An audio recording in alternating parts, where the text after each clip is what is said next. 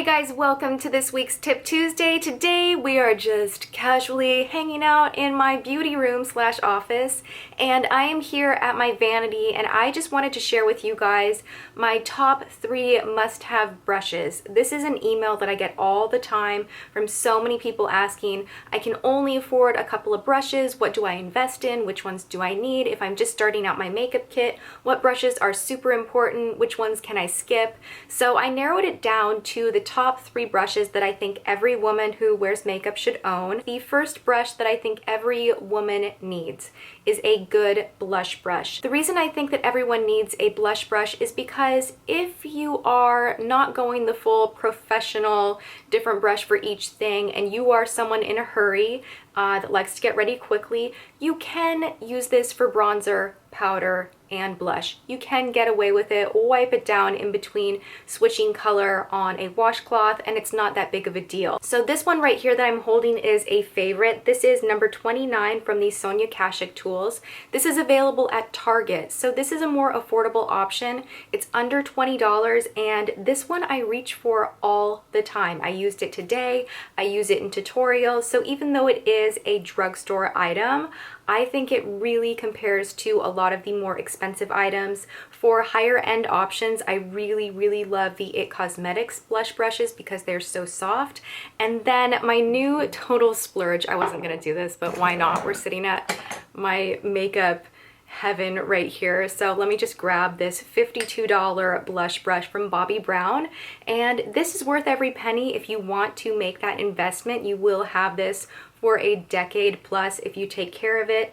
And this brush just really hugs the apple of the cheek beautifully.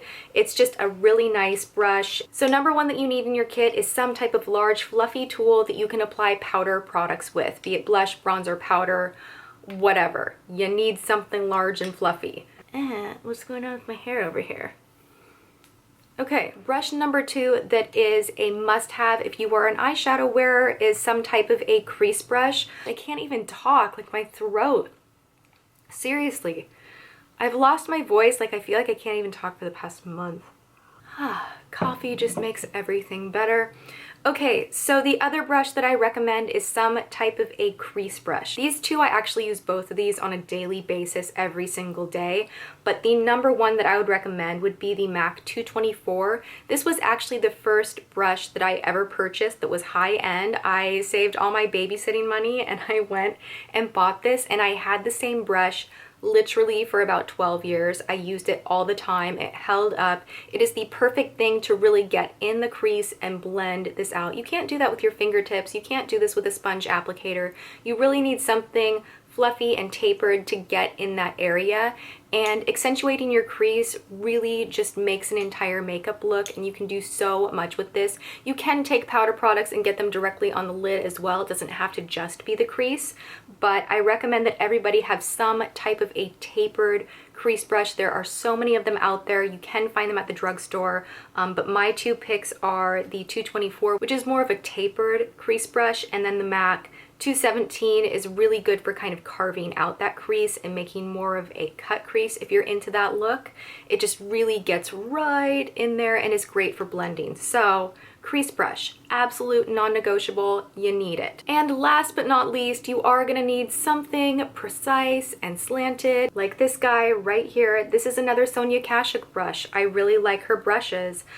This one is the number 27, and I reach for this over every other high-end brush that I own. This is, I believe, around 10 bucks at Target, and it really draws a beautiful skip-free line if you are doing gel lining. If you want to press powder into the lash line, it works really well for that too. And the reason I recommend having something slanted like a liner brush is because you can actually use this in the brow as well. So if you are limited to only having a few tools on hand, this is definitely something that you need because you can get those more precise areas that, let's face it, you're not gonna like do your brows with your fingertips, you're not gonna put on liner with your fingertips. You do need something like this. Where you can use your fingertips is foundation, any type of cream highlight. You can go along the lid using your fingers. So definitely look at your hands as valuable tools. They will work, they will warm up product, and I am very much the type of makeup artist that does like using my hands a lot, even on clients. And myself, I just find that I have a lot of control and I can blend certain things better with the warmth of my hands. If you want a longer video, like going through my whole collection and talking about what I use for what, let me know in the comment section below. But I just wanted to give you my tips for the 3 brushes that every woman who wears makeup must own. All right, I hope you enjoyed this. Thumbs up if you do, and I will see you next time. Mwah.